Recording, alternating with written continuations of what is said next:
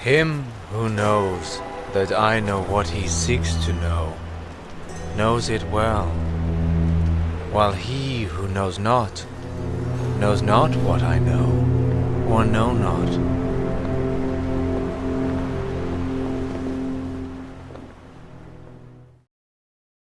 Hey there, I'm Mr. McFacepunch. You can call me Chainsaw. Let's play some daggum Dragon's Dogma. We're on episode 9 of the lore run. We just made it to Grand Soren. That was pretty sick. We had a forced interaction with Mason. Other than that, we noped out of there really fast so that we could go back to Castardus and see what everybody had to say. Now, since we got to Grand Soren, the whole game kind of starts kicking off. So this episode is going to be pretty much dedicated to going around basically the entire map and talking to everyone that we can.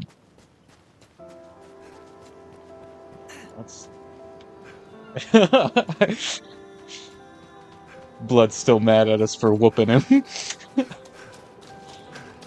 Oh, wait! Them poofed out of here. That's wild. Alright, Pike, I see you. I mean, I don't see you. That's why I'm impressed. Alright, let's see. Let's look at the map. Ooh, wait, actually, before we go anywhere on the map, we didn't check quest details or the Chronicle last episode, so we should do that. A matter of Myrmidons. Upon arriving at Grand Soren, you decide to seek further knowledge of the Pawn Legion as you wait for Mercedes to deliver her report. Speak with the capital's residents to gather information about the mysterious pawns. Okay, very cool. We completed Off with Its Head, so let's read that. Under Mercedes' command, you set off across the mountains for the capital of Grand Soren to present the Hydra's head to the Duke. Make for the Way Castle and rendezvous with Sir Mercedes. We did that. Escort to the capital. Look after the cart carrying the Hydra's head as you journey to Grand Soren with the Enlistment Corps soldiers. Pass through the Way Castle and travel to the capital. You reached the capital with the Hydra's head intact. Quest reward received. Very cool. No big lore stuff in there, but that's alright. Accompanied by a cadre of corps recruits, you escort the Hydra's head through the mountains and make your triumphant entrance into the city of Grand Soren, domain of Duke Edmund and his vast army. Left to your own devices as Mercedes makes her report to the Duke, you wonder if you might learn more of pawns by exploring the city. We might learn more of pawns by exploring the city, but what we're actually going to do is go everywhere else. So, we might as well start with, well, I suppose the encampment, right? That's close enough. Let's head to the encampment and see what we can see. I think most of the Enlistment Corps guys should be gone from the encampment, but Sir Byrne is still definitely there, so we'll go talk to him.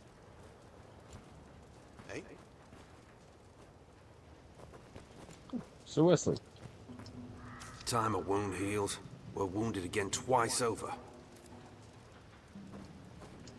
I tell you, our sellsword's wages never match his work. Still, there's a pleasure to butchering monsters, I won't lie. Oh, okay. I never was the nimble sort. And all I've tallied for is charging in headlong, swinging wildly. Same, Glad Armin. you're having as well. Yes, sir. Dollar Store Salim. We are a vagabond people, born of a drifting world. We come from the rift. 'Tis a fine time. You see it, don't you? The flow of one blow into the next, in perfect harmony. A master fights efficiently, gracefully. Ah, yes. I once saw it clear myself, though I catch only shadows and glimpses now. Perhaps I've not left to teach. Let's go over to Devilfire Grove. How's that sound?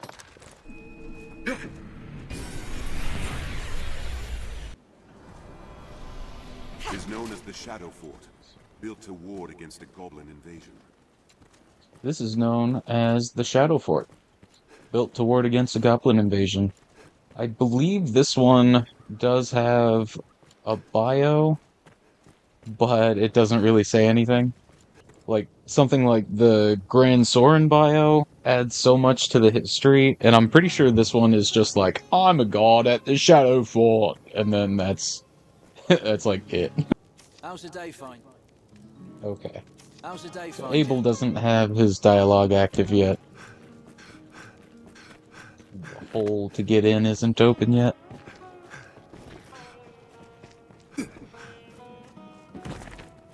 I think it might be after Lure of the Abyss that Abel's dialogue opens up.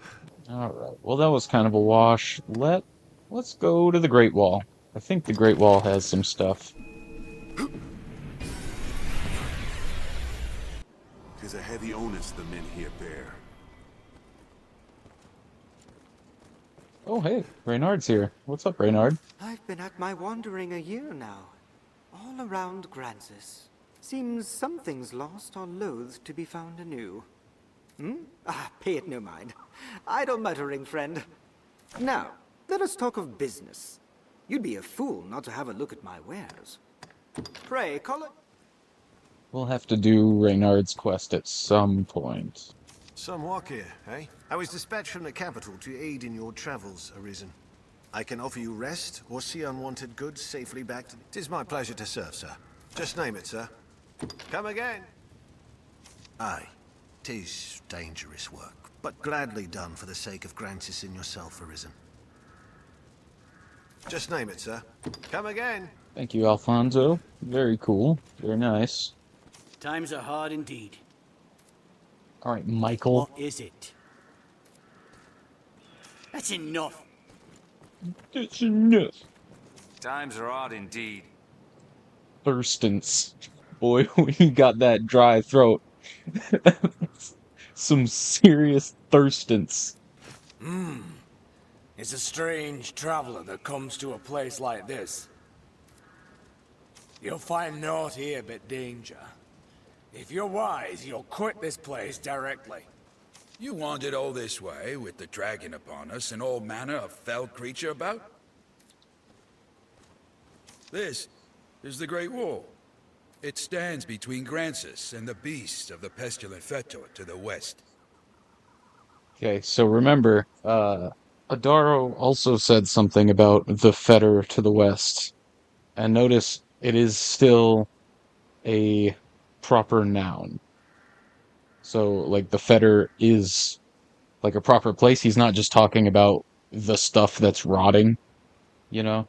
I think there's, like, a pawn dialogue, a little pawn line that mentions in the miasmic haunt about the Fetor that rots it. It's talking about, like, the stuff, right? The rotten stuff. That is the Fetor.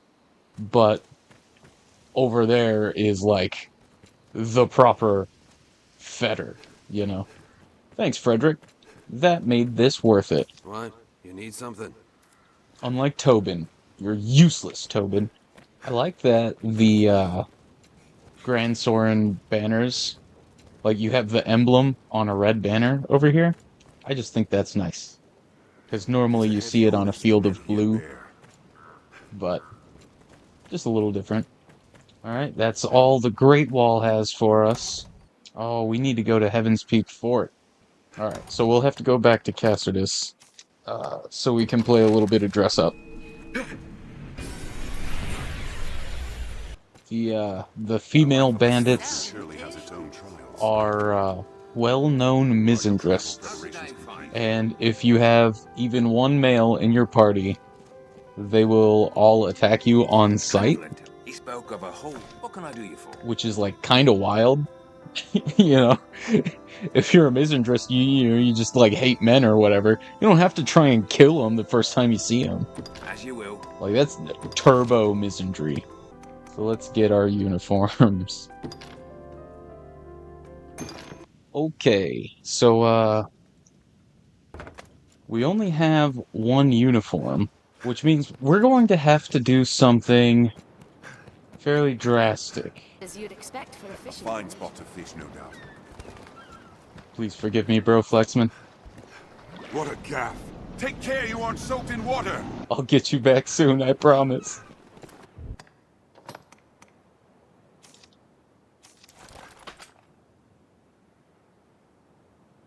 Never mind the beard, ladies. I mean, canonically, I shaved my beard a while ago because it's hot out. But, whatever.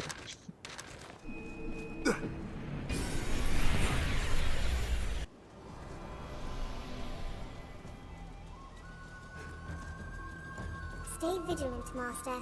This said a band of thieves prowls this week. Ophus's only loves are gold and beauteous women.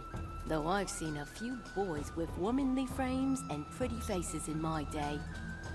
Mayhaps she could stomach one of them. Afeard? You should be. Leave, afore I chase. Why do you?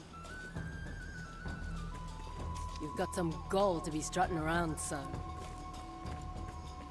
So I guess we got a girly figure. Frightened? Leave me. What?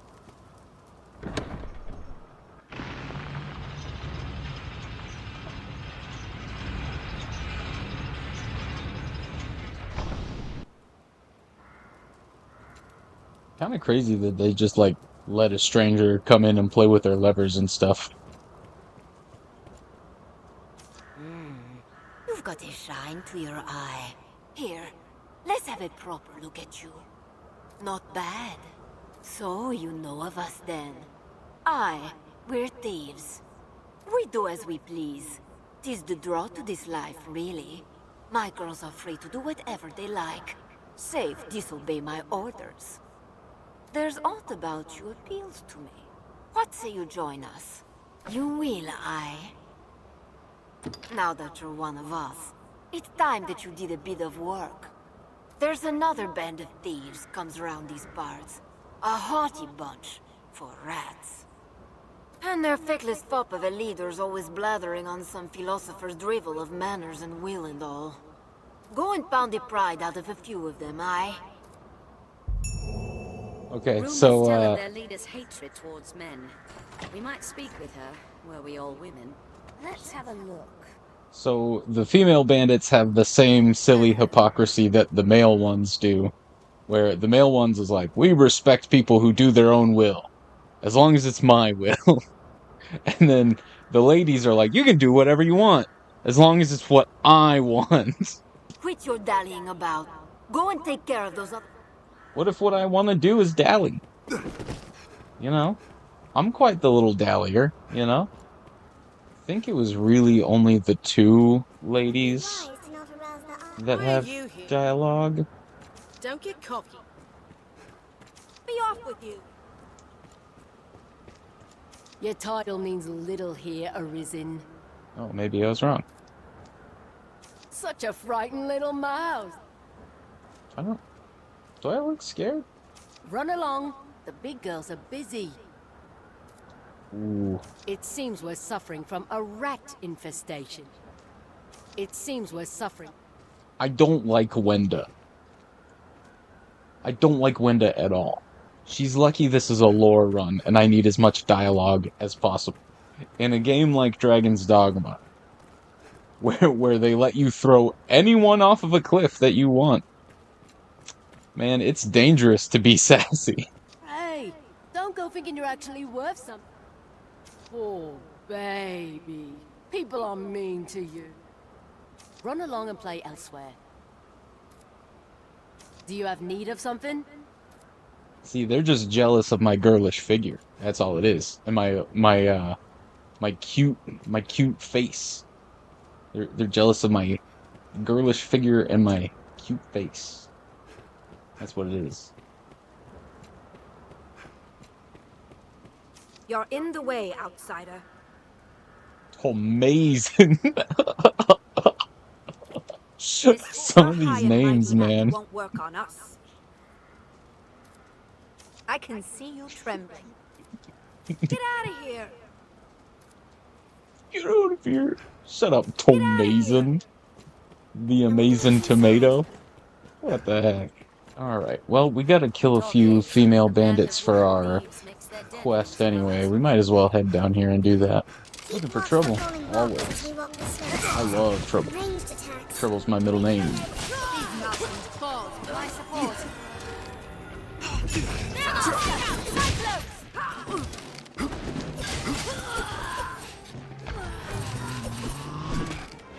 Ooh, you got me.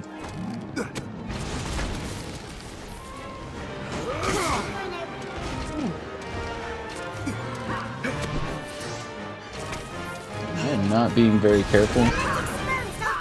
It's kind of crazy that, like, you put on a dress, and all of a sudden your armor rating is not very good.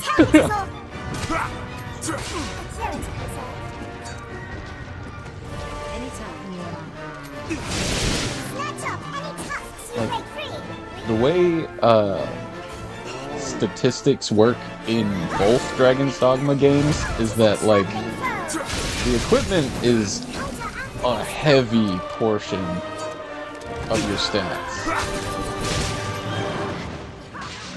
So, even though I'm max level, I did just lose half my health to a Cyclops and some random bandits. Granted, I was not being careful, but still. I don't know if you noticed, but on the fire barrels, or on the explosive barrels, there's a fire symbol with a line through it. Like, don't bring near fire, will explode. And then the writing on it, I forget, I think it just says explosive. I can't read cursive Grance's text very well. Without looking at, like, a little alphabet thing, like having a little guide next to me, I can really only actually read the print magic runes. Wait for an opening. Yeah, so while we're fighting these female bandits, the difference between the two bandit factions is one focuses on will and the other focuses on instinct. And, like, just doing whatever you want, like, whatever you feel like doing, versus, like, choosing what you want to do, you know? That looks a lot like the cutscene where you go to meet the dragon, and he, like, you know, the little goblins are there, and he says their kind are easy to fathom. The goblins do the, we eats when we hungry, and we sleep when we're tired of eating. A chimera. Cool. So that the goblins there are sort of on the instinct side of things, where they're just going with the flow, doing as they please, without, like, a conscious effort to analyze what it is they actually want and, like, what's good for them. It's just, I'm hungry, so I'm eating.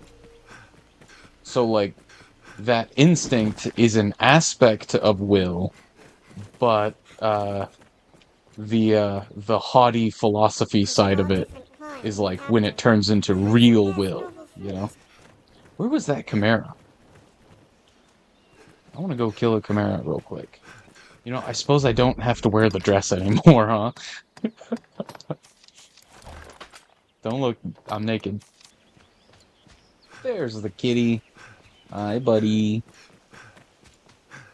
Let's go give the kitty a little scritch. This should change the stakes.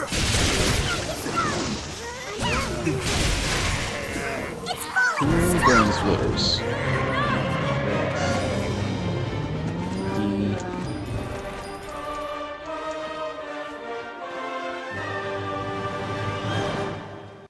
Alright, gang of bandits has tightened its grip on the Southlands, appease them, or risk perilous travel in the region.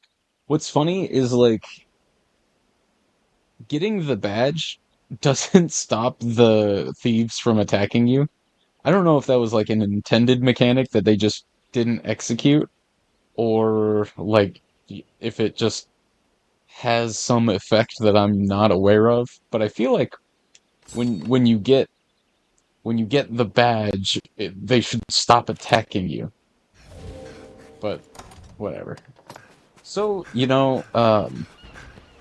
fairy stones, right? The Eternal Fairy Stone.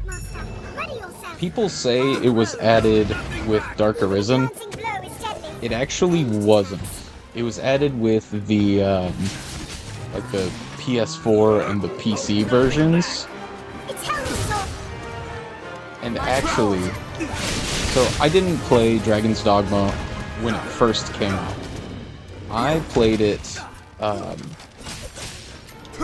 when it was free on PlayStation Plus for the PS3. So that happened after it was already the Dark Arisen version. So in that version, they had like the extra port crystals. They had they like made fairy stones cheaper, but there was no Eternal Fairy Stone. And in my opinion, that was like the best balance for fast travel. The Eternal Fairy Stone just makes it so you don't even have to think about it. Like, you don't even have to prepare your fairy stones, whereas, like, you always had enough in the PS3 Dark Arisen, but you still had to prepare them. So, like, when you're going out for a journey, you want to prepare, like, 3 or 4 fairy stones just in case. And if you don't do it, then it'll be incredibly inconvenient, but it's your own fault, you know? So having that little extra step to add to, like, the preparation for the journey, I don't know, I liked it. I thought it was nice. You've hunted that skulk of vixens to the last, have you? I am glad to be rid of them. You've quite the skill, Arisen, and the strength of will to match, I now see. You have proven your will, Arisen. In return, I grant you freedom. That's an interesting line. You're an equal among us now. The freedom to follow your own will where it takes you is a precious thing indeed. Here, bring this whene'er you wish to pass. I shall see you are granted free transit. I've gained quest knowledge. I feel like a thief myself. Yeah, you have proven your will, and so I grant your freedom. Is like, that's a pretty nifty little line. There's just more to think about than, like, I know the quest was kill 10 bandits.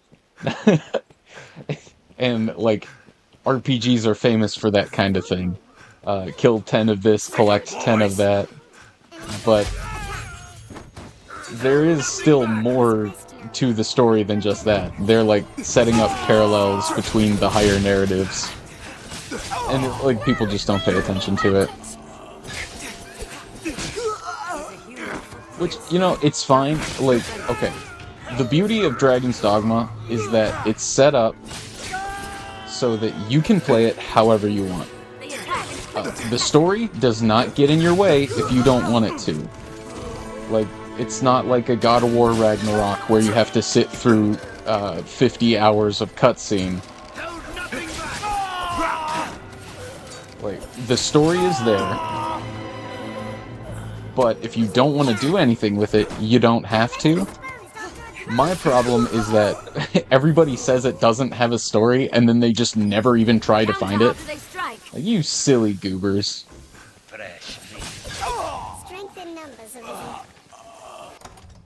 Have we killed enough male bandits? Yeah, so we can go back to Ophis. Which means I need to put my uniform back on.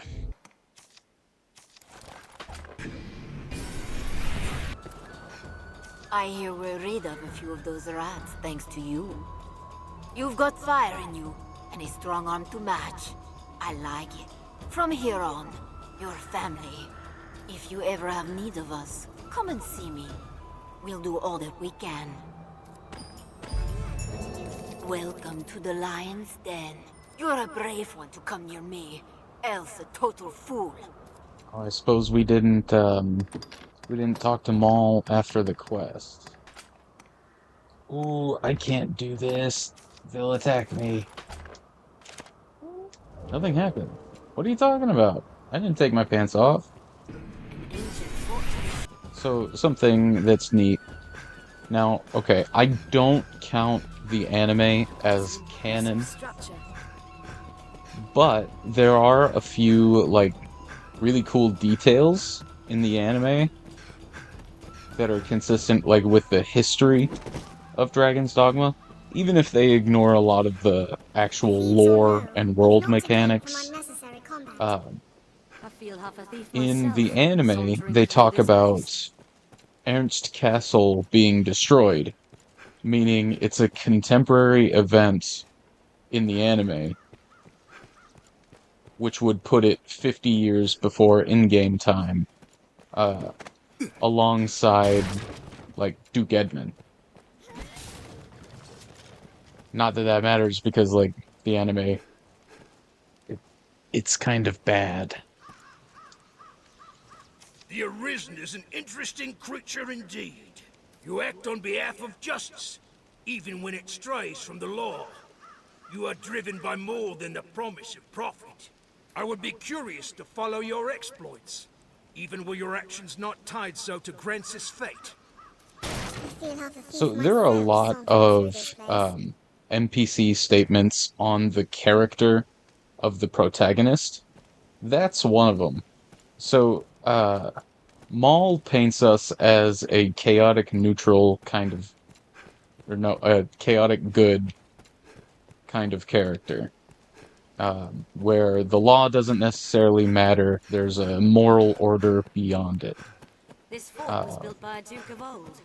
And, like, It's worth investigating. just as we keep going, obviously we have, a lot of the childhood stories and stuff, but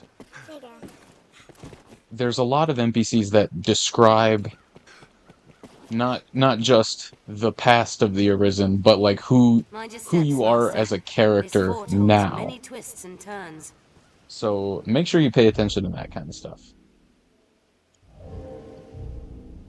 Alright, where to now? Why don't we go to the Abbey?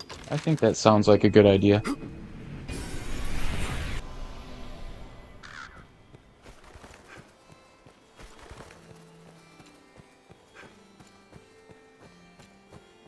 May I help you? Now, I believe there's only a couple... I'm sorry, another time. There's only a couple of ladies here that actually give us some real dialogue.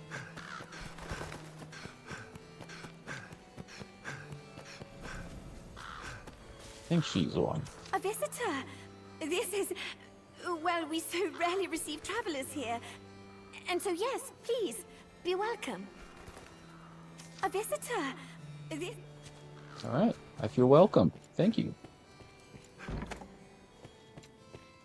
An abbey, here. It seems a dangerous place for such pursuits. Ah, a traveler. Welcome, child. We have little to offer in the way of aid, but I hope you find your visit pleasant nonetheless. May the Maker guide you. We have little to offer in the way of aid. May the... Thank you, Clarice. May I help you? Yeah, so I think that's it for the Abbey. Now, there's a notice board quest that talks about this whole Wilted Woods area. But there are some weird theories in the community surrounding the Abbey. They think they're like some secretly evildoer band of witch ladies or something, because of like cursed carvings and such that are found in the woods. But there's a notice board quest that tells you the actual origin for the cursed carvings. So, and it doesn't have anything to do with the abbey. So I think, since we know the faith is interested in studying all manners of like arcane magics, even like evil ones, what happened is they probably planted this abbey here to study the effects of the evil magic that is on the woods. I think that's like the most likely explanation. Because the ladies here are so nice. Definitely not evil. A visitor. This Like, is. just listen to Well, we Henri. so She's rarely so receive nice. travelers here. So that's the abbey. Very cool. What else do we have to mark off? These guys don't say anything, so we don't really have to go there. There's not really anybody over here to talk to. So I guess we'll have to go to Windbluff Tower. We could go to Hillfigure Knoll, but I don't know if we should or not. Feels a little too early to go to Hillfigure Knoll. But we might do it anyway. So, like, if you go here early, I think it messes up the fool's dialogue. Not like permanently, but like he gives you dialogue that is intended for him to give you later. He gives it earlier. But I mean, we're gonna get it all anyway, so it might not matter. Yeah, let's go to Hillfigure Knoll. I convinced myself. Okay, so first things first. This is the scar on the hill figure, and you'll notice there's a cute little wakestone shard right in the middle of the heart. You know, for a long time I didn't know what the wakestones were. Because, I mean, they don't actually tell you outright, but they are the calcified hearts of fallen Arisen. Which is kind of crazy. But that's why it's, like, sitting on the heart area.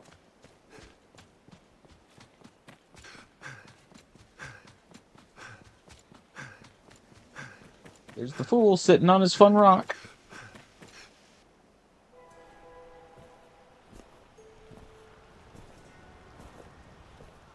Him who knows that I know what he seeks to know, knows it well, while he who knows not what I know, or know not.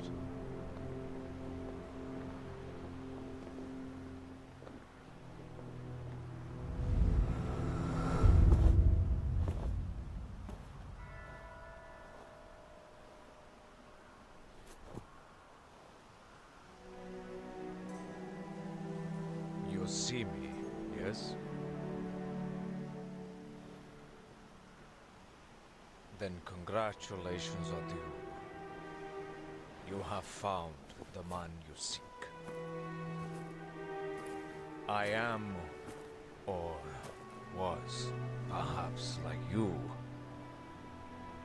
a child of man, bound to the dragon.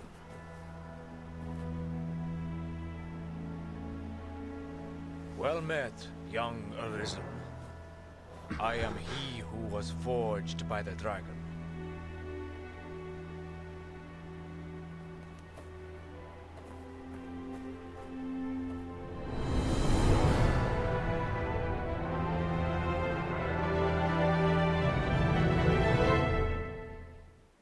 Okay. So, here's the Dragonforged. What's funny is I've seen people that like just don't understand what he tells us, so they think he's talking in riddles. He never talks in riddles. He always does. I mean, and it's not even really riddles. It's just kind of rhymes. But yeah, I suppose let's go ahead and talk to the Dragonforged. Well, okay, before we do, Dragonforged 1 is like Dragonforged in Dragon's Dogma 1 is not anything like Dragonforged 2 in Dragon's Dogma 2. This dude is like actually the real deal. He didn't fight the dragon and lose his will. He fought the dragon and lost because the dragon killed him, and he persists through death by means of his own will. So, it's important to notice that, like, all the former Arisen in Dragon's Dogma 2 do not have their pawns, and that is because when they lose their will, their pawns leave them. The fact that the Dragonforged he's stuck between life and death, and he still has his pawn here. Like, his pawn is still drawn to his will. Also, you know that he still has the power of an Arisen because there is a special pawn dialogue. Dragonforged companion was once his closest pawn. Well, not that one. The Dragonforged companion was once his closest pawn. The Dragonforged companion Okay, was once his well, closest pawn. The Dragonforged companion was once his closest pawn. you know what's really annoying about random dialogue? They don't always give you what you want. But, so, there is a special, like, when you converse... knows the dragon like no other. He was once an Arisen, and challenged the dragon long ago. When you converse with them, there is a line that they give about a strange power that feels somewhat familiar. There are 3 places they give that dialogue. The Seneschal's Chamber, here, and Bitterblack Sanctum. In the fullness of time, I shall come to know when the time has come. Know that all I know is that I shall know all who know me. I am not but my shadow, though my shadow be not shadow, but myself. I am come here at the end of my journeys, rich in scars and rich of mind. I am Dragonforged, knower of the beast, and known to it in kind. Yeah, so he gives that line later, too. In the fullness of time. No, And that's all he's got for now. Nowadays, no one can see the Dragonforged but you, Arisen, and we pawns. I sense a strange power. It seems somehow familiar. Yeah, that's the line I was talking about. That line shows up in 3 places exactly. So, and all of them are connected to the power of Arisen. All I know is yours to hear. Okay, so this is going to be a massive lore dump. The beast is called Death Incarnate, the greatest of evils. You will learn when you come to face it that the truth is not so simple. It possesses deep insight to match its cold and steady drive to destruction. And an air of resignation, perhaps, lies beneath its imposing rage. All I know is yours to hear, should you desire it. The Arisen is a child of man, no more, no less. 'Tis said, the Arisen is born whene'er man takes his first true step toward a goal. When the spirit gives rise to action, a man becomes Arisen. Those like us, whose paths lead to the dragon, are known unto the beast as a matter of instinct, just as it is our own instinct that guides us on. All I know is yours to hear. So, the Dragonforged sort of rounds out that instinct versus will narrative a little bit. The 2 are connected, but they're also different. Also, when you tell him to tell you of the Arisen, everything that he says there points to the Arisen being defined by their will, not necessarily by their stolen heart. which is very important. I am him that was forged in the dragon's fire. I stand astride the bounds of life and death, remaining here that I may pass my knowledge on to the Arisen of each coming age. My battle as the Arisen has spanned 1,000 years, and yet it knows no end. Nor shall it, until the Arisen to follow me strikes the dragon dead. All I know is yours to hear. So, should you mind desire you, the general narrative is that once you lose your will to fight the dragon, you stop being Arisen. And his will has persisted for more than 1,000 years, and he says straight to your face that his will continue to defeat the dragon until it is done. Like, Dragonforged 1 is actually incredibly hardcore. It actually kind of makes me a little mad that there are theories that say he gave in to the dragon's bargain. Like, there's absolutely no reason to think that. He literally just lost his fight, and even though his body is destroyed, his spirit still is trying to fight on. Aye. Ours are bodies marked by the worm. Yours and mine. A scar across the chest, to stand as proof of the dragon's claim o'er our hearts. I carved a scarred man into the face of this hill, that it might serve as a beacon to those who bear our mark. It beats yet as does mine, there within the beast. 1,000 years since it was stolen, and yet it beats. As long as the dragon lives, the hearts in its safekeeping know no death. Our kind may die in battle, aye, but neither age nor illness will ever claim us. We have stepped free of this mortal coil, Arisen. All I know is yours to hear, should you desire it. Alright, so, that sort of lets us know some of the mechanics around the dragon stealing our hearts and the conditional immortality and stuff like that. It's cool stuff.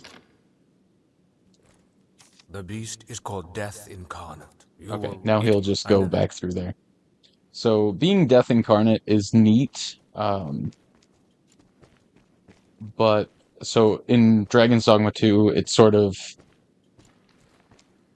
I don't want to say it changes it, but it clarifies it.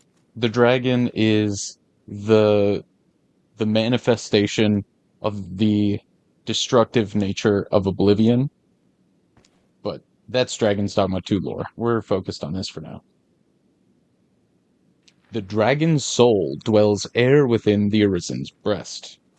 So, when the dragon takes your heart, a portion of the beast's soul remains in its place.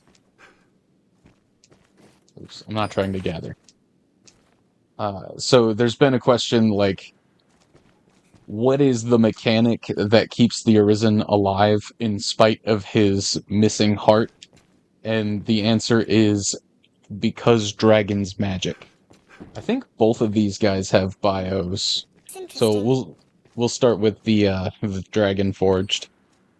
There are very few who know of the existence of this man, and none knows the truth of his identity.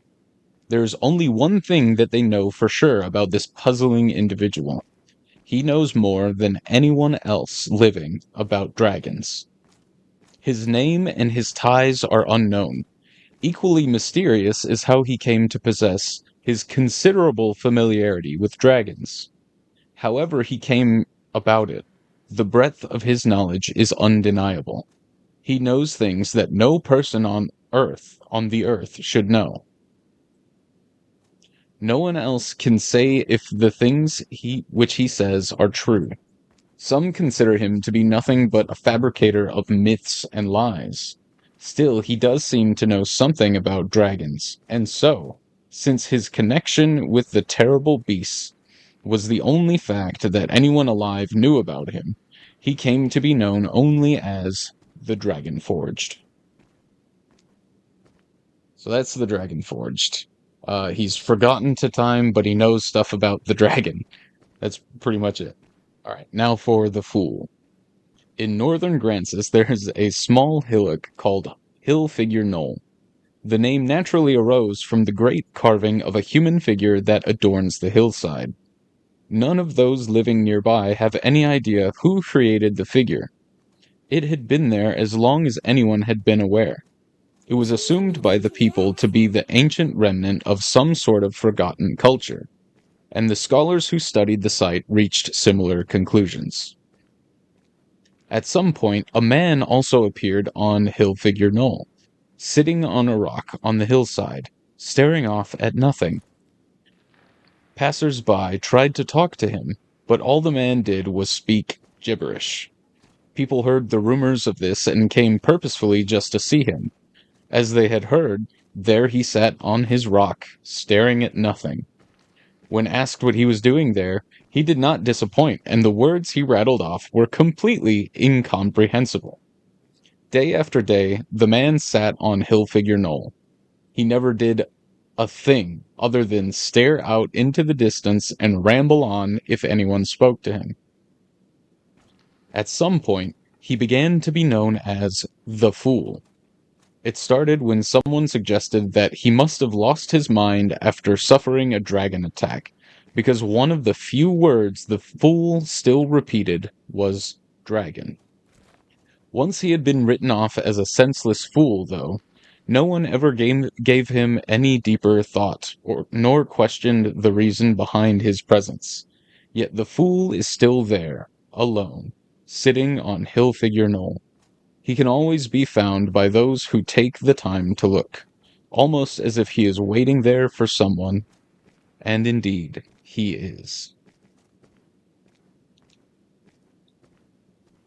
So that's the Fool. He's pawn to the Dragonforged. Dragonforged is an ancient Arisen who lost to his dragon, but still carries the will to fight. Very nice, fellas. It was lovely talking to you. I'll be back. Alright, I think that just leaves Windbluff Tower left. And then we'll be good to start on Grand Soren. Yes. One thing to notice is that the Duke's men in the northern area all have the Mark of the Chimera shield, just like Savan did. Just a little something to note. Even the dragon's coming is not enough to unite men's hearts as one. Ah, the much celebrated Arisen. I'd have well liked to see you slay the Hydra at the encampment. This place, aye, 'tis Grance's shield against the creatures of the north. The place steeped in history, as you'll note from the scars and tatters. I fear the men's morale is in about the same condition. I'd have well liked to see you... Sir Dario will be important to the story. Come all this way, are you? I find you'll find nothing here to merit the journey. Come all this way, I find you'll... I'm on watch just now. Pray. I'm on watch just now. I think that'll do it for this episode. Next time, we'll spend most of the time talking to people in Grand Soren, because there's a bunch of them. But moving forward, I think we only have a couple of rounds of dialogue for a while. Like, once we get to the Worm Hunt quests and come to court, the dialogue only updates for, like, the main quest chunks, rather than, like, every individual main quest. So a lot of our story is going to be coming from side quests and stuff like that. But, yeah, look forward to that. I'll catch you in the next one. one foot after the next. Come what may.